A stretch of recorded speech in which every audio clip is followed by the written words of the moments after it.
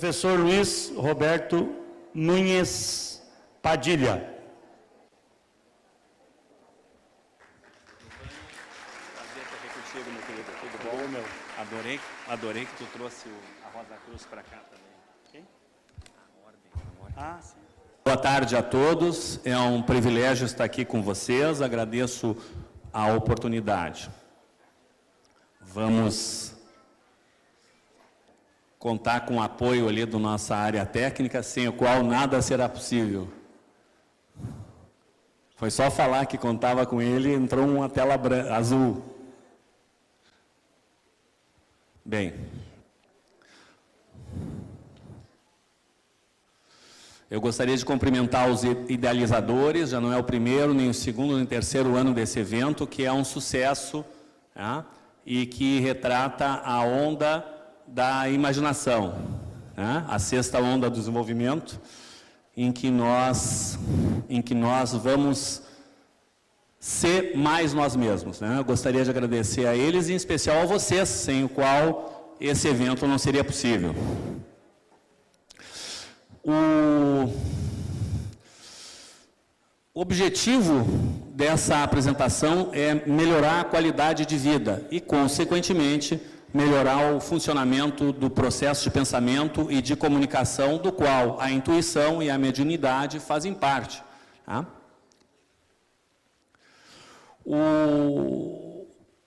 Na elaboração, nós dividimos em 3 partes, né? Então, vou pedir um pouco de paciência com a primeira parte ali, eu vou tentar passar bem rápido como é que nós chegamos até aqui, tá? É a parte menos interessante, né? Porque trata como ocorreu essa pesquisa transdisciplinar e como nós chegamos a essa manancial de informações que eu vou apresentar para vocês aqui, uma pontinha do iceberg, tá? O caráter navegador recomenda que se faça isso, tá? A segunda parte enuncia a conclusão relacionada com o tema, que é a qualidade de vida e a saúde, e a terceira parte, que é o nosso objetivo, que nos traz aqui nesse momento, é como cada um de nós poderá melhorar a capacidade cognitiva e a intuição, ou seja, a mediunidade, apenas cuidando da alimentação.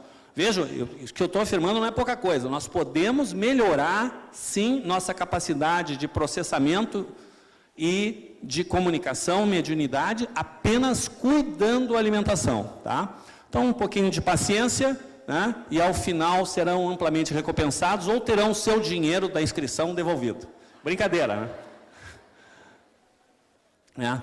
Existe muita coisa a respeito disso, tem muita informação boa e tem muita confusão. O excesso de informações confunde. Esse é um grande problema da onda que nós estamos agora. Não sei se vocês já ouviram nisso, mas nós estamos na onda da comunicação, da tecnologia da comunicação. Como nós chegamos até aqui? Faz décadas que eu estudo artes marciais, acupuntura, né? Acupuntura do Yin com a mão também, sou muito bom nisso. Reiki, a partir de 2000 eu trabalho com apometria, grupos de limpeza e saúde na casa de João Pedro, que muitos devem conhecer, tá? Aproveito para fazer a propaganda do Paradoxo das Artes Marciais, descoberto pelos jornalistas da BBC, então o maior broadcasting do mundo. Em 1980, eles foram aos maiores mestres de artes marciais e descobriram que os mais exímios mestres de luta eram também curadores. Chegava lá na aldeia onde morava o mestre, o cara era o médico que cuidava de todo mundo, tá? Porque faz parte isso é uma coisa paradoxal, tá? Tem um artigo aí, um dos muitos que eu escrevi, tá? Também nos abeberamos da sabedoria Rosa Cruz, estava falando para o deputado aqui, que eu gostei muito de chegar aqui ontem e ver que tinha ali um estande da Ordem Rosa Cruz fazendo divulgação. A Ordem Rosa Cruz, ela é focada no aperfeiçoamento humano. Nós montamos um newsletter, talvez alguns de vocês tenham conhecido, o Misticismo e Ciência. Chegou, olha ali, a quantidade aqui, se vocês verem aqui, são bilhões de acessos que ele teve na primeira fase da internet. Isso aí é site em HTML ainda, é uma coisa mais antiga que andar a pé. Os guris da informática nem sabem do que estão falando, isso é uma coisa jurássica, tá? Está em museu, tá? Mas existiu, tá? Em paralelo, nós desenvolvemos uma capacidade de pesquisa que nos habilitou a trazer até aqui, entre 88 e 94, nós publicamos mais de 200 trabalhos na área jurídica, tá? E muitos até hoje são inéditos, porque como nós combatemos a idiotização e a corrupção, abertamente, de peito aberto, eu sou muito corajoso, segundo alguns, muito louco, segundo outros, tá? A partir da internet, eu sofri muito bullying, assédio, aliás, sofro até hoje, tá? A partir do início da internet, nós abandonamos o impresso e tem milhares de páginas escritas, vocês vão encontrar nesse site, no final eu vou deixar a tela ali, tá? É só procurar Padilla com 2 L's, blog, que cai no meu blog também aqui, tá? Tem muita informação, tá? Então, também um outro fator, nós criamos uma nova disciplina, tá? Nós vimos uma lacuna e criamos uma disciplina chamada Direito Desportivo, começou em 2002, ela teve uma abordagem totalmente inovadora, tá? Nós, nisso, consolidamos muito conhecimento do funcionamento do esporte, nos levava a pesquisar mais a saúde, como é que a saúde funciona, tem toda a questão do doping, né? É muito inerente a isso.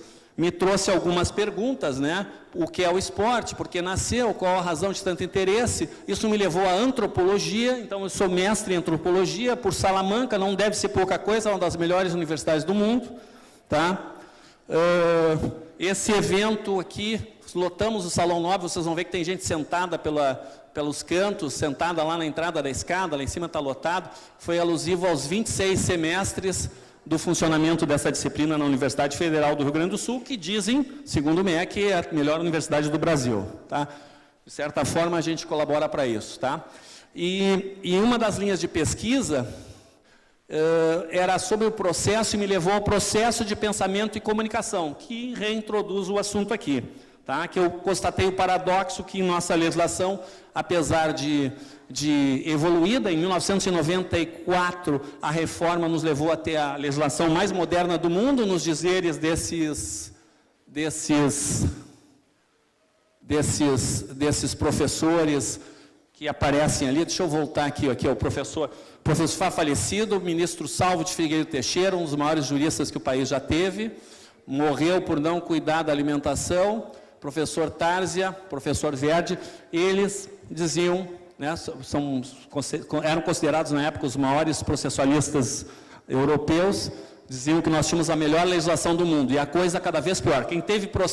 Quem nunca teve problema com processo na justiça que não funcionou, por favor,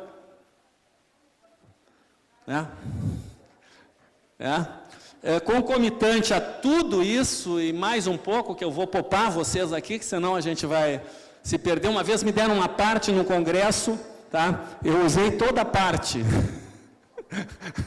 Me deu uma parte, a palestra era 1 hora, eu fiz uma parte de 40 minutos. Não me deem uma parte, por favor. Tá? Eu faço parte do NIET, então aqui, Núcleo Interdisciplinar de Estudos Transdisciplinares sobre Espiritualidade, criado no ano 2000 na Universidade Federal, pelo Cícero e outros professores, tá? E é um local para o desenvolvimento do processo de pensamento. Então, feito isso, passamos a primeira parte, a parte chata, e vamos só estabelecer o seguinte: como e por que a capacidade cognitiva e a intuição foram afetadas pela civilização, tá? A civilização afeta a nossa maneira de viver, causando males. Então tem ali o Norbert Elias, Freud, Jung, né? Dá para passar o dia inteiro falando dos autores que escreveram sobre isso e nós não vamos esgotar, porque enquanto a gente estiver falando, vão ter mais autores que vão publicar obras sobre isso, tá? Qual a conclusão que interessa aqui? Tá? Hipótese principal: a cultura da alimentação desempenha um papel fundamental no processo da civilização. Tá? E como hipótese subjacente, os conhecimentos e habilidades desenvolvidos durante 1 milhão de anos sobre alimentação foram escondidos da população e a sociedade passou a acreditar na inocuidade da industrialização alimentar.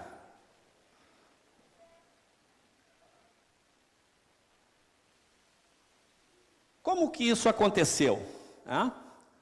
Aí tem a hipótese que nós viemos apresentando de que a vida é uma competição, tá? Essa competição se acentua conosco, né? conosco, lato sensu, os mamíferos há 40 milhões de anos, disputando no plano dos fatos, alimentos, segurança, espaço de segurança e depois procriação. Durante 33 milhões de anos, nós, os primatas, caminhávamos de 4, até que um maluco, dizem que foi uma fêmea, os arqueólogos, passou a se mover ereto, pelo menos é o primeiro que aparece, o registro arqueológico, né? Isso proporciona uma perspectiva mais ampla, permite melhores escolhas e, por consequência, os que andavam de 4 não tiveram mais sucesso nessa competição. A vida é competição, ela se autoseleciona. Tá? Passaram-se dali outros 6 milhões de anos até que houvesse uma nova mudança ainda mais intensa nas crenças e valores. O valor atribuído ao fogo. E aí começa o negócio da alimentação. Ele era um inimigo mortal, todo mundo temia e fugia, e uma simples troca nas crenças e valores, um maluco lá, tá? Deve ter sido um parente nosso, com certeza pegou um tronco e foi lá, uga, todo mundo fugindo, correndo, entrando para dentro de uma caverna e descobrindo que iluminava a caverna. Tá? A partir dali puderam explorar as cavernas, estabeleceu segurança, e antes nós vivíamos separados, como uma maneira de evitar os predadores. Imagina, fica junto, os predadores se juntam, vem lá, mata todo mundo, tá? Senão sobreviveríamos. A partir dali podemos viver agrupados em torno do fogo. Essa mudança causou intensa transformação.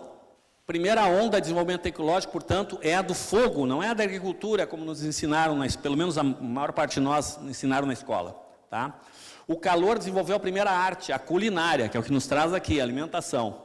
É a primeira arte, não foi pintar em caverna, não, isso veio anos depois, tá? Transformando em alimentos coisas impalatáveis. Alguém aqui já mastigou uma mandioca crua? Não façam, não. Quebrou o dente? Te dou o telefone do meu dentista no final, tá? Uma vez cozidas, tá, as proteínas são mais rapidamente absorvidas, portanto, aceleraram o processo de desenvolvimento, de crescimento. Então, e houve sucessivas tecnologias, todas desenvolvidas a partir do fogo. Mas a maioria dos autores omite, fala como se onda tecnológica começasse com a agricultura. E não teria agricultura se não fosse fogo. Tá?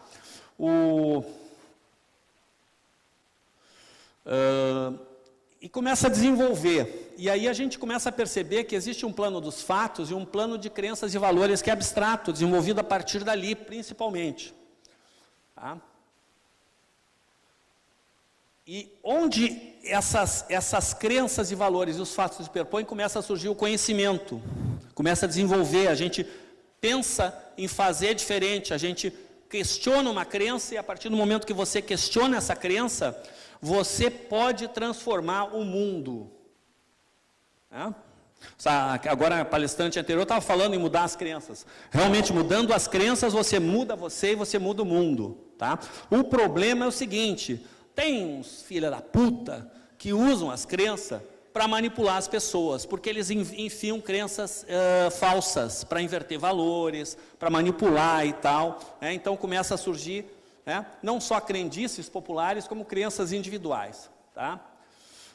Vem a segunda onda e vejam, antes da onda do fogo vivíamos separados, passamos a viver agrupados com o fogo. Com a tecnologia da segunda onda, nós passamos a viver aglomerados, porque se conseguia produzir alimentos intensamente. Foi uma mudança de crenças. Em vez de acreditar que só podia pegar alimento da natureza, se passou a acreditar que era possível interferir nisso, produzir nisso. Tá? E vejam a questão da celeridade, que é isso que nos atordoa, que é o que nos vai concluir. Desde a primeira onda, foram necessários 4 bilhões de anos, tá?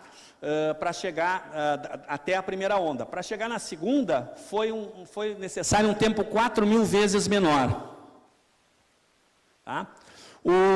A agropecuária, em geral, permite tempo ocioso, tá? E isso acelerou o fomento da cultura. Tá?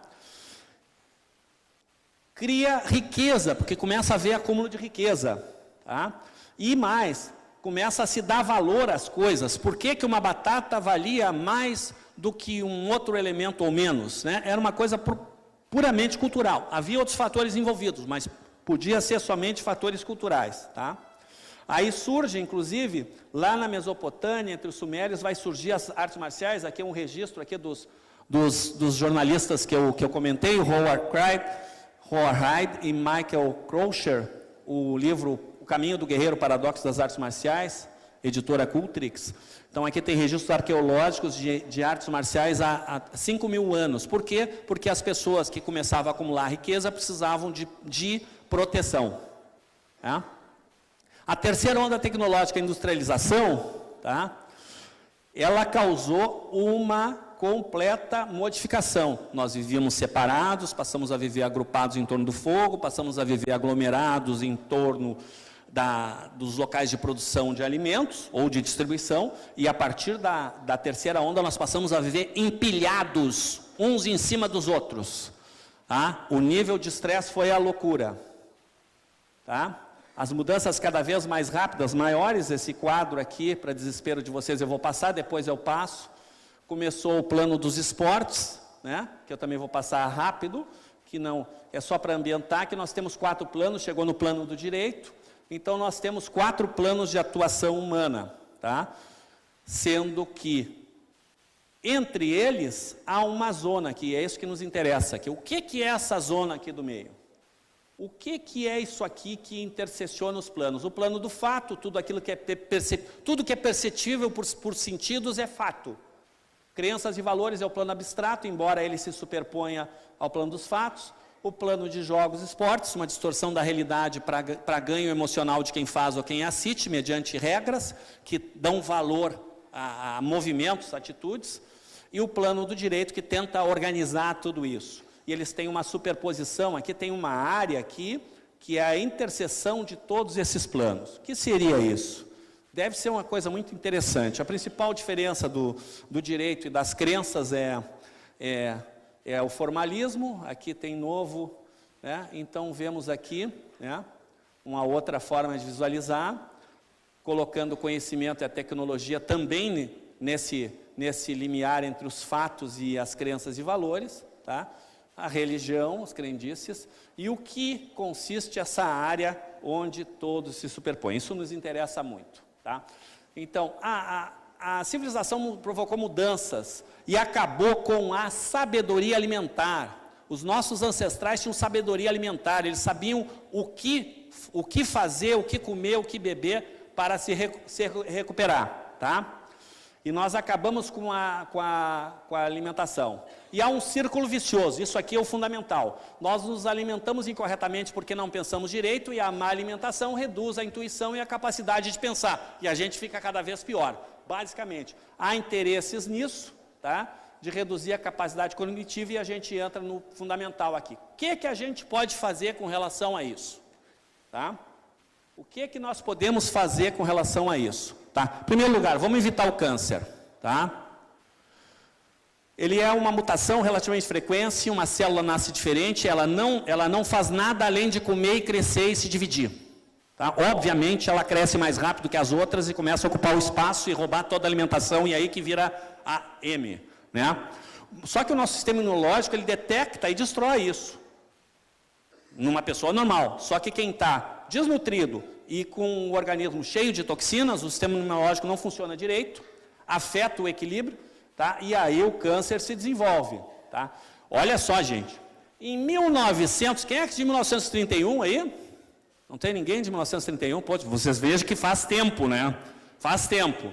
Em 1931, esse austríaco aqui recebeu o prêmio Nobel por descobrir que o câncer só se desenvolve no meio ácido. Quem é que sabia disso aqui? Ah, que bom, tá? Olha a quantidade de gente que não sabia, tá? Isso devia ser ensinado no ensino fundamental, tá? Só que isso é escondido da população, tá? Para quê? Para nós acharmos normal ingerir coisas ácidas, que são, em geral, os produtos industrializados, especialmente os refrigerantes, né? Eventualmente, até vaza uma notícia dessas, o jornalista que fez isso certamente foi demitido, se não morto. O açúcar, a sacarose, é outro veneno que vem embutido no refrigerante. Ele tem o problema que ele gera os radicais livres, que causa uma pré-pane eletrostática no nosso sistema imunológico. além de gerar a acidificação, tá? Fala aqui, as cervejas, eles escrevem carboidratos, as cervejas, que é a bebida mais consumida, acompanha a civilização há milhões de anos, agora ela se tiver carboidrato, não tem outra alternativa, você tem que ler os ingredientes, ou evitar, tá? Assim, um dos 3 conselhos que eu tenho para vocês aqui é: evite ingerir produtos acidificantes. Quer saber mais sobre isso? Eu recomendo o livro do Fernando de Carvalho, que é um pesquisador, o livro Negro de Açúcar. Tem até em PDF para fornecer, quem quiser, mas tem para vender também impresso, tá? Outra dica, purifique a sua água, tá? Nós consumimos litros d'água por dia, por menos sedentária que a pessoa seja, ela consome, tá? Purifique. Uma boa dica é o ozonizador, é um aparelho que realmente é eficaz, funciona, esteriliza a água, anula e degrada os hormônios, que a água tem hormônios, o processo de tratamento dela não tira, toxinas como flúor e principalmente o flúor, tá? Beber água de manhã é fundamental, porque nós somos descendentes dos que o mecanismo de sede desligava, tá? Evite o flúor que está na água e na pasta de dente. Compre pasta de dente sem açúcar. Na verdade, o Vladimir Kurochka, que é dentista, conheço ele não vou dizer que faz 400 anos, que vão dizer que eu estou mentindo, mas faz muito tempo, 40 anos, ele sempre diz: escova com a escova, a pasta de dente é só para dar gostinho, tá? O que interessa é a escovação, tá? Mas não use pasta com flúor, tá? O flúor que tem na água e na pasta são subprodutos altamente tóxicos. O flúor é mais tóxico que o chumbo. Quem sabe aqui que o chumbo é tóxico?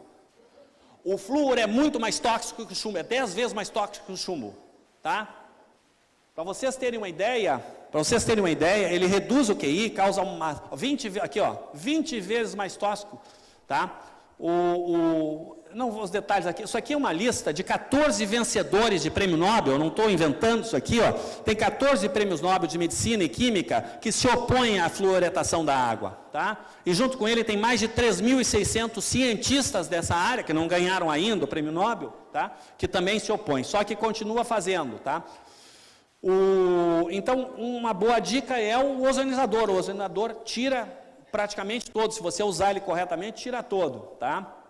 Então, tudo para eles, eles tinham que descartar o lixo tóxico e aí eles resolveram reunir o útil ao agradável. Então, aqui tem a teoria da dependência, vocês vão ver que isso aqui é antiguíssimo, eu apresentei isso aqui em 82 na universidade, por isso que eu sofro bullying, assédio faz décadas, né? A teoria da dependência, como é que funciona isso, né? E outra, então a terceira dica, consumir ovos e produtos orgânicos como gengibre e a bertalha, que eu trouxe aqui, quem quiser vai levar. Não sei se eu vou ter para todos que quiserem, mas enfim, eu trouxe aqui para vocês poderem levar e vocês vão ter em casa. Ela nasce, cresce no nosso ambiente, ela é originária da Índia, tá? Ela é conhecida como espinafre indiano, só que ela não é tão desagradável de comer crua quanto o espinafre, é muito agradável, dá para fazer batida, enfim, tá? É facílima de cuidar, facílima de se reproduzir, você bota ali, ela se reproduz inclusive com as folhinhas, tá? E se você agregar, aqui a foto de novo, se você agregar potássio ao solo sedimentar, você vai ter uma medicina ortomolecular orgânica, porque o nosso solo é sedimentar e ele não tem alguns minerais, principalmente o potássio, que é demonstrado que ele reduz a falta do potássio. Aqui está uma foto da bertalha, só para vocês verem. Os ovos foram demonizados, assim como a gordura. Nosso cérebro, que usa um terço da gordura, da energia corporal, ele precisa de gordura, tá? Não comprem mais produtos light. O produto light tem o açúcar e não tem a gordura, que é o que a gente precisa, tá? A revista Veja se redimiu na edição 380, fez uma reportagem de capa sobre os benefícios do ovo. Prefira o ovo. Tem 3 tipos, né? O da colônia, que aí o bichinho está lá comendo as coisas naturais, a água que tem, a água mais saudável, porque esse ovo que é feito no entorno da grande cidade, ele tem hormônio. O cara não põe hormônio lá, não é o produtor, está na água o hormônio, né?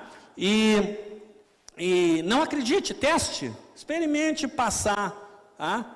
um tempo, 3 semanas é suficiente para você notar resultados, tá? Isso é sobre o tratamento. O ovo caipira ou de granja, que é um intermediário, né? Eles estão muito perto. Outra dica, finalmente, o gengibre, anti-inflamatório, analgésico natural, sem contraindicações. Deixa um pedacinho em casa, perto da cama, corta o gengibre de manhã, come uns bem fininho e depois você toma água, porque a gente precisa água, tá? A gente precisa muita água, tá? E a gente acorda desidratado. Nós somos descendentes dos que não sentiam sede de noite. Quem sentia sede de noite, lá 1 milhão de anos atrás, e levantava para ir tomar uma água, morreu. Não deixou descendentes, tá? E por que a população não tem essas informações? Eu já antecipei um pouco para vocês aqui, né? Eles querem que a gente seja doente para eles poderem enriquecer, tá? E sem saúde, processo de pensamento superficial, a memória é curta, tá? Nosso equipamento foi feito para durar 150 anos tranquilamente e nós podemos chegar aos 150 anos com saúde e não precisar ficar reencarnando. Por quê? Porque com 150 anos de vida você vai conseguir atingir a iluminação, em vez de você morrer degradando, você se transmuta em luz, né? Só que eles não querem que a gente faça isso, eles querem que a gente entre nessa onda aqui, ó, caia na armadilha medicamental, gastando tudo em tratamento, e poucos anos depois que entra nisso, porque um remédio produz a outra doença seguinte, quando vê o cara está tomando um batalhão de remédio, tá? Isso reduz ao interesse dos governos, reduz o gasto previdenciário, facilita a manipulação, porque a população velha não tem condições, tá? E vejam o que ganha a indústria farmacêutica, né? É impressionante. Os comprimidos, na maior parte, são amido, contém fármacos vendidos por centenas de vezes o preço do ouro, né? O setor é relativamente controlado, não permite mercado paralelo fugindo dos tributos. Então, os governos têm interesse nisso, porque aumenta a arrecadação tributária. Vocês já viram quanto é que tem de imposto nos medicamentos? Tá? E aí, então, eu vou encaminhando para o encerramento, porque isso era só uma dica. Depois eu vou distribuir aqui... folhinhas da Bertalha para os interessados, espero que eu tenha para todos, se bem que tem sementinhas aqui, leva as sementinhas, tá? Então, assim, ó, uma boa ideia para nós terminarmos aqui é o seguinte: eu ouvi isso do Deepak Chopra, ninguém me contou, tá? No Congresso de Cirurgia Pediátrica, um dos ramos mais ortodoxos, aqui está errado, ó, é mais ortodoxo da medicina, ele contou. Deepak Chopra, todo mundo sabe quem é, né? Alguém não sabe quem é? Volta no semestre que vem. Eu sempre digo isso para os alunos, tá? Não, estou brincando. Depois eu explico bem devagarinho, umas 3 vezes, para poder entender. Perdi a amiga, tá? Bom, o Deepak Chopra contou que quando ele entrou na faculdade de medicina, na primeira aula, o professor sentou ali, não fez nem a chamada, ele perguntou: mestre, o que é a vida? A vida é uma enfermidade incurável, sexualmente transmitida e de terrível prognóstico. O paciente luta há muitos anos e, ao final, invariavelmente, termina morrendo. Tá? Não acredite no que eu falei aqui, teste, tá? Eu costumo dizer que uma das coisas mais importantes que eu fiz em Salamanca foi conhecer de perto a obra do Miguel de Unamuno, que foi um grande pensador, e ele sempre diz: primeiro a verdade do que a paz. Não fiquem quietos quando alguém disser uma mentira. É assim que os bandidos dominam o mundo, tá? Não fiquem quietos. Quando alguém contou uma mentira, saia da zona de conforto, porque ficar na zona de conforto, você está sendo conivente, você está validando o que o bandido está dizendo. Não deixe, saia da zona de conforto. A verdade antes da paz, tá? O Miguel de Unamuno, a frase tão importante, entre tantas que ele fez, que está gravado na entrada da casa dele, que virou um museu em Salamanca. Tá? Ele é considerado o maior filósofo do existencialismo cristão. Tá? Bom, aqui nós temos, para vocês verem sobre esses bandidos psicopatas que manipulam individual e coletivamente.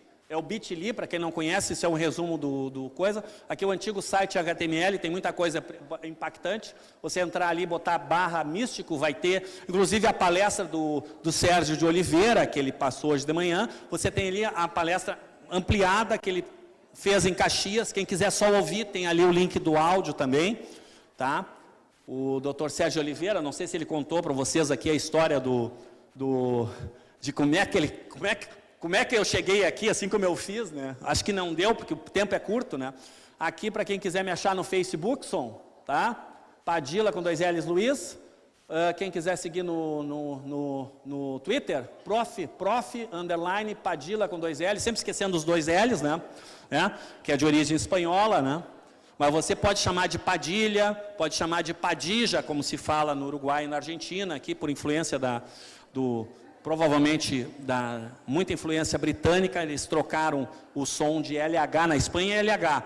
E no México, e nos Estados Unidos, e a costa oeste do Pacífico, falam Padili, com I. Né? Eu diria, como diria Shakespeare, what's in the name? That wish to call a rose by any other name, ou dos mel sweet, ou seja, eu vou cheirar diferente, você mudar meu nome, não, né?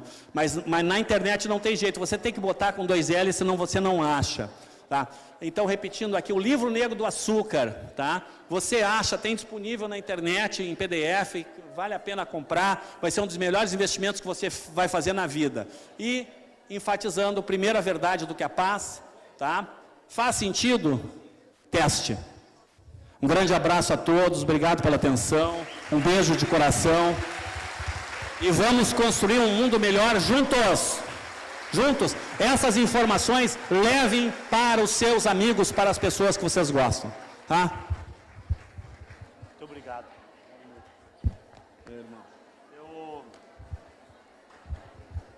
Professor Luiz Roberto Nunes Padilha é professor da Universidade Federal do Rio Grande do Sul e é uma pessoa que desafia, né?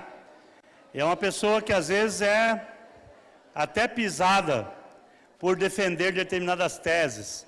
Mas sabe qual é meu sonho, Padilha? É que a gente no supermercado um dia tenha uma maquininha para medir a quantidade de veneno que nós estamos levando no produto. Sabe? A quantidade de veneno que você leva num pé de alface, a quantidade de veneno que você leva num tomate, num pimentão, né? O consumidor tem que saber o que ele está levando, às vezes, produto orgânico, pura falsidade. Pura falsidade. Paga mais caro, devia ser mais barato, porque se é orgânico é mais barato, não gastou agrotóxico para produzir, paga mais caro e ainda às vezes é falso. O arroz integral custa 3 vezes mais que o branco. E é mais barato para produzir. Por que será? É para a gente não comer o arroz integral, pô. É óbvio, né? Para a gente comer o arroz branco.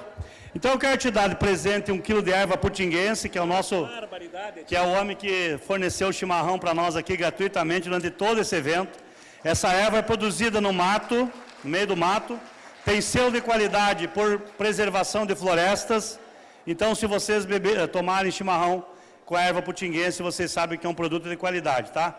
Eu faço propaganda porque esse agricultor eu conheço há muitos anos, não ganho nada nisso. Mas ele está nos dando um chimarrão durante todo esse evento de final de semana aqui, tá? É o Eduardo Godanin. Então, professor, muito obrigado pela tua palestra. Gente, nós somos aquilo que comemos, nós somos aquilo que bebemos. E a nossa saúde depende, certamente, de tudo isso. Então, nós, terapeutas, temos que começar a trabalhar a nossa água que nós bebemos, a comida que nós comemos, né, professor? Eu acho que esse é o básico, é o ABC do terapeuta. O ABC do terapeuta. Toma água, mas e qual é a qualidade da água? Qual é o pH dessa água? Água mineral, mas e a quantidade de sal que tem essa água? De sódio? Então, vamos abrir o olho e vamos nos unir para que o produtor, aquele que produz os alimentos, produza de acordo com o nosso interesse, e não com o interesse dele só. Né? Obrigado, professor. Um abraço. Um abraço a todos. Eu já vi que tem uma fila aqui de gente querendo a Bertalha, eu vou distribuir ali para o pessoal. Levem só uma folhinha, plantem a folhinha, tirem o caule, a não ser que tenha, tá? Eu vou tentar distribuir, organizar essa confusão aqui. Tá bom, obrigado.